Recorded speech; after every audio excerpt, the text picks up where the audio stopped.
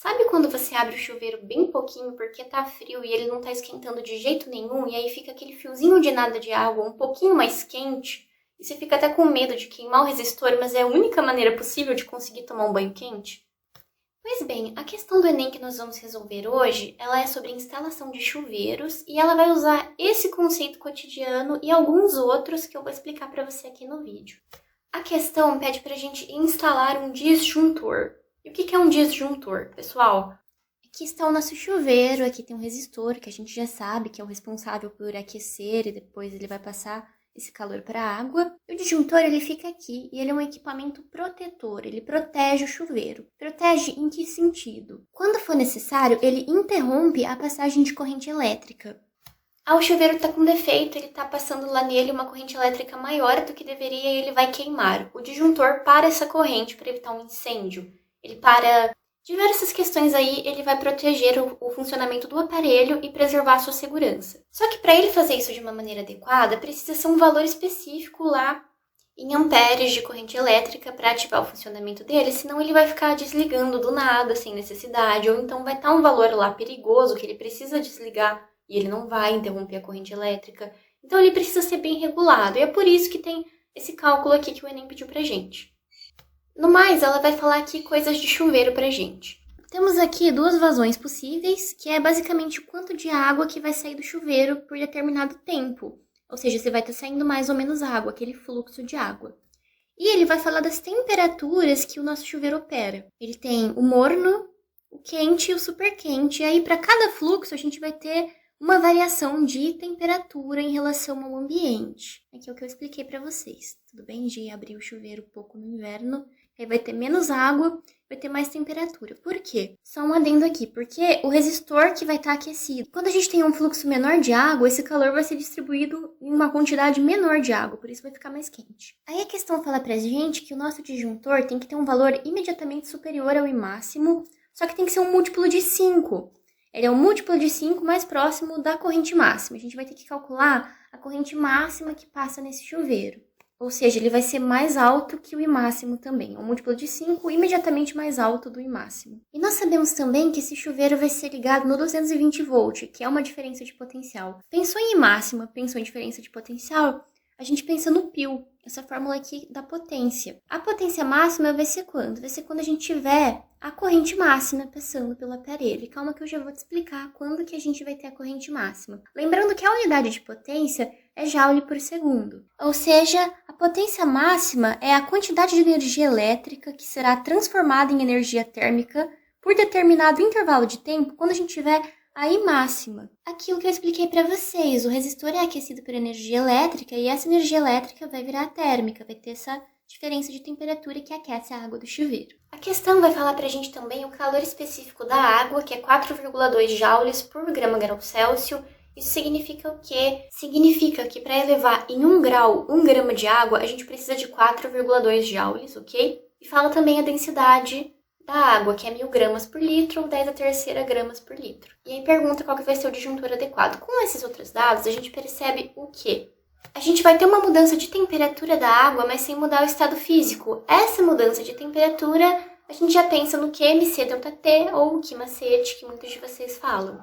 Então, essa é uma outra equação que você tem que saber. Aqui são os dados que o problema passa. E a temperatura máxima é o 30 graus Celsius. A gente vai ter que trabalhar com ela. Por quê? Como eu falei, esse disjuntor vai ter que aguentar a temperatura super quente no menor fluxo. Quando você abre menos, vai ter maior temperatura. Então, são esses dados aqui que você vai usar, porque se ele aguentar isso, funcionar nesse sentido, ele vai funcionar nos outros. Ah, mas e se eu pegasse o quente? Aí, quando você ligasse o super quente, o disjuntor ia desarmar, ia desligar a corrente elétrica do seu chuveiro, a água ia ficar fria e você não ia conseguir usar essa função dele. Como ele te deu a densidade, pense também que a densidade é a massa pelo volume, ou seja, a massa é densidade vezes volume, você vai substituir aqui, ó, que MC ΔT, dVc ΔT. M é igual a dV, tudo bem aqui? Mas lembra que depois a gente vai ter que voltar para o π. E a potência nada mais é que essa energia térmica dividida pelo tempo, porque essa energia térmica, ela veio da onde? Ela é a energia elétrica que foi convertida em térmica. Então,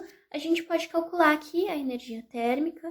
Com essa potência, a gente vai para o π e acha a corrente elétrica máxima. Colocando aqui ainda sem os números, você vai ver que tem o V por ΔT, que é a vazão. Se você perceber isso, vai facilitar a sua vida, mas você ainda pode usar lógica para descobrir qual valor que é, tudo bem? Então, eu substituí aqui os valores com as unidades, para você ver que tudo corta, para você ver qual que vai ser a unidade de fato de potência.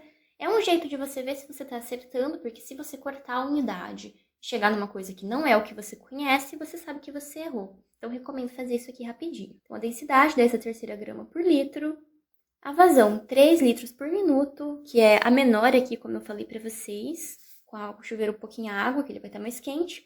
1 minuto e 60 segundos, você vai ter que substituir isso aqui também para a gente chegar no joule por segundo. Ah, mas por que tem que chegar no joule por segundo? Nas alternativas, ela está em ampere, e ampere é o Sistema Internacional de Unidades. Então, para facilitar nossa vida, vamos deixar aqui no Sistema Internacional. 4,2 joule grama grau Celsius é o calor específico que ele passou pra gente, e 30 graus Celsius é a maior variação de temperatura que a gente tem aqui. E aí, vamos fazer essas contas aqui. Eu fui simplificando algumas coisas. Primeiro, eu cortei o zero. Aí, dividindo 3 por 3 dá 1, 6 por 3 dá 2, cortei esse 2 com esse aqui que fica 2,1 e acho que essa é a maneira mais fácil de fazer essa conta. Porque aí fica 3 vezes 2,1, que é 6,3, vezes 10⁻³ joule por segundo, beleza? Com essa potência, então, nós vamos voltar para o pio pra gente achar o I máximo. Isolei o I máximo, vai ficar a potência máxima por 1, né? Passei isso aqui dividindo. Aí é isso aqui que nos resta.